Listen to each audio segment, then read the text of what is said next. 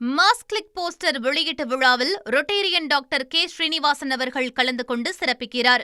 குதிரை பேர வழக்கில் முன்ஜாமீன் பிணை செலுத்த முன்னாள் அமைச்சர் செந்தில் பாலாஜி சென்னை முதன்மை அமர்வு நீதிமன்றத்தில் சரணடைந்திருக்கிறார்.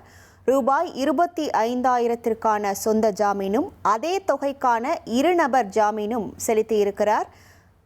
பிணையை ஏற்றுக்கொண்ட நீதிபதி நாளை முதல் காலை 10:30 மணிக்கு மாலை 5:30 மணிக்கும் திருவல்லிக்கேணி போலீசில் ஆஜராக உத்தரவு பிறப்பித்திருக்கிறார். குதிரை பேர வழக்கில் முன்ஜாமீன் பிணை செலுத்த முன்னாள் அமைச்சர் செந்தில் பாலாஜி சென்னை முதன்மை அமர்வு நீதிமன்றத்தில் சரணடைந்திருக்கிறார்.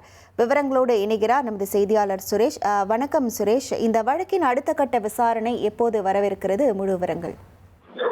வணக்கம். அதாவது ஊத்தங்கரை தாவைக்கா எம்எல்ஏ இளையராஜாவிடம் குதிரை பேரம் பேசியதா சென்னை திருவல்லிக்கேணி போலீசார் வழக்கு பதிவு செஞ்சிருக்காங்க.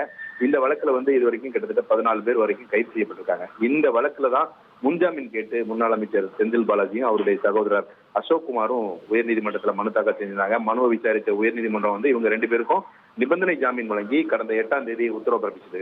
இந்த உத்தரவு கிடைச்ச 15 நாள்ல முதன்மை அமர்வு நீதிமன்றத்துல சரணடைஞ்சு 25,000 ரூபாய்க்கான சொந்த ஜாமீனும் அதே தொகைக்கான 2 நபர் ஜாமீனும் செலுத்த வேண்டும் என்றும் மறு உத்தரவு பிறப்பிக்கிற வரைக்கும் காலையில 10:30 மணிக்கும் மாலை 5:30 மணிக்கும் திருவல்லிக்கேணி போலீஸ்ல ஆஜராகி கையெழுத்திட வேண்டும் என்று உயர்நீதிமன்றம் நிபந்தனை வைத்திருந்தது. இந்த நிபந்தனையின் அடிப்படையில செந்தில் பாலாஜி இன்னைக்கு முதன்மை அமர்வு நீதிமன்ற நீதிபதி எஸ் கார்த்திகேயன் முன்பு சரணடைந்து பிணையை செலுத்தினாரு.